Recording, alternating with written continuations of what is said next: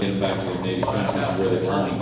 General's where he's not like the Black Panthers on the voter thing, and not wanting to seal the border, and also the EPA on that carbon or CO2.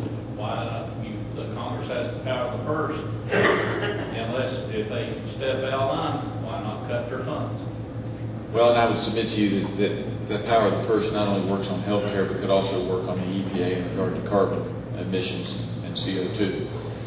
And I would also tell you that I'm a big supporter of a fence, and not just a virtual fence where you've got an officer driving up and down the road, but a real fence, much like what the Israelis have on the West Bank border, where they put in a high-tech fence so that if anybody tries to touch the fence, climb over the fence, dig under the fence, they get immediate sensors going off, and they can send folks out to investigate. We must do that on our southern border to begin with, and then we have to figure out how we're going to make sure, because once we seal the southern border, there are going to be folks trying to figure out how to get in through the northern border from all different nationalities. This is still the greatest place in the world to live, and folks want to get here bad. I believe that we need immigrants, but we need them to come in legally and under the laws that we pass.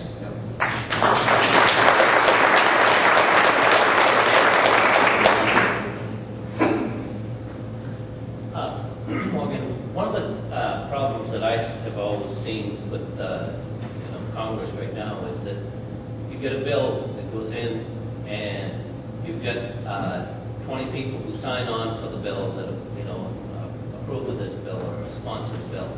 But then you get all these different amendments that the bill starts out at $1 billion, but then before it's done, you've climbed up to $200 billion, and it's all for the poor.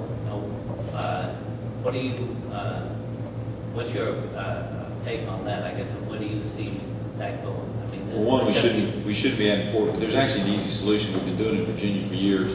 And in the Virginia House of Delegates, one of the rules that we changed that I fought for back when we took over in 2000 was a strict interpretation of the germaneness rule. And this year I had one of my own bills killed on the germaneness rule. The Senate sent an amendment back that wasn't germane, and it ended up killing my bill, which was fine, because we have to have rules like that. What the germaneness rule says is you have one subject, a single purpose, and then you look at what the bill was originally put in for.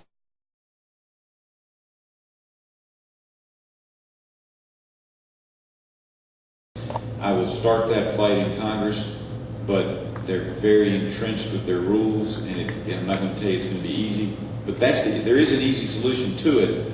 I will fight for that, but I can't tell you that we'll get it done in year 1 or 2. But hopefully, if I turn out, as I said, I'm happy if we can make a change in Washington. If I'm a 2-year congressman, that's okay.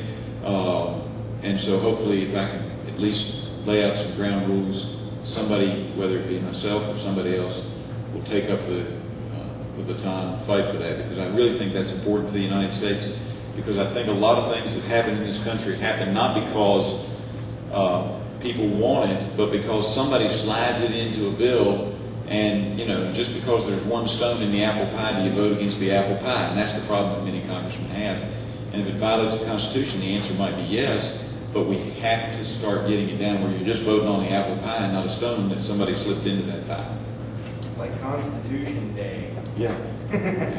But if people will turn over the incumbents and turn them out, we can get that done, can't we? Yes, we can.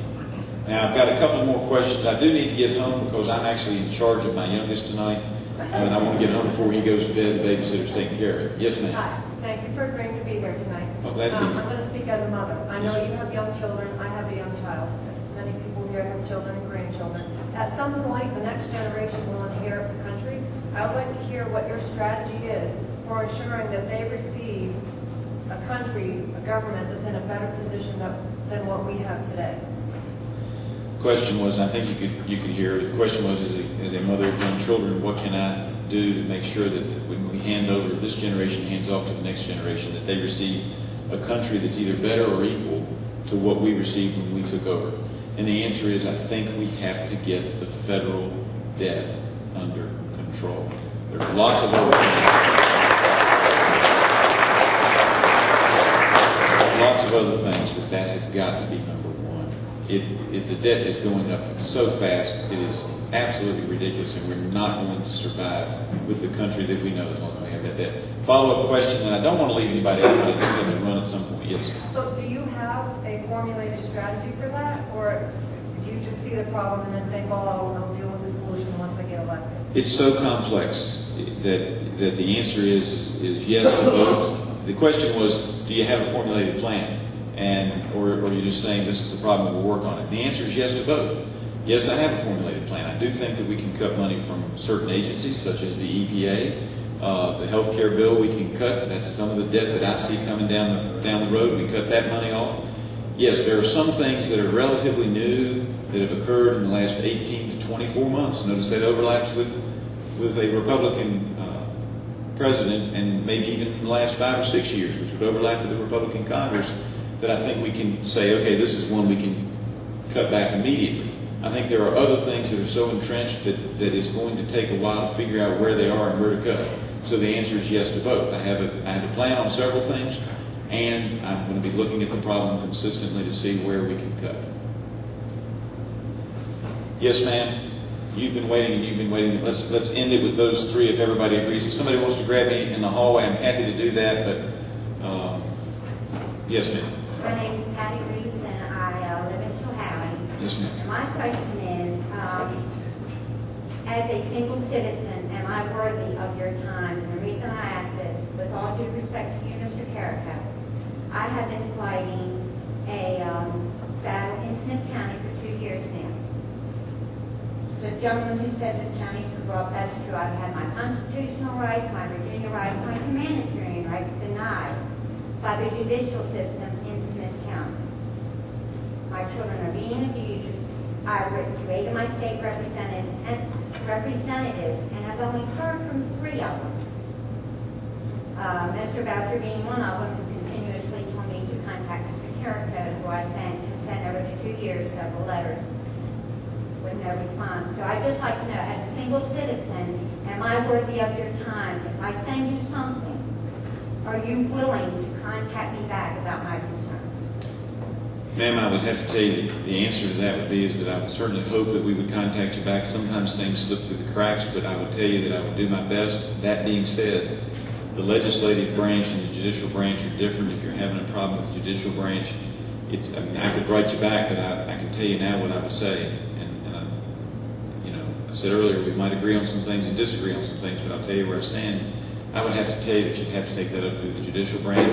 In Virginia, if it's a Virginia court, since it's Smith County most likely is, a Virginia court, if the judge is doing something wrong, there is the Judicial Inquiry and Review Commission that you can address the judge's actions. If it's a lawyer that has stepped out of line, you can contact the Virginia State Bar.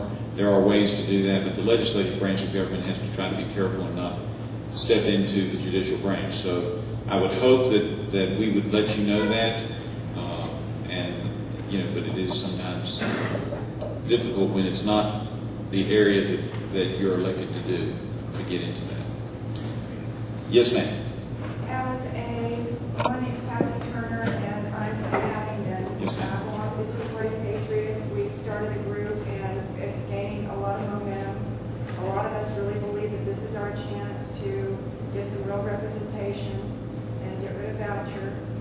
I'll tell you what I've noticed, and I'll tell you what I think one of your biggest challenges will be, and that is the mindset that that it's still the old-time Democrat Party. I got into a tennis match with somebody in the editorial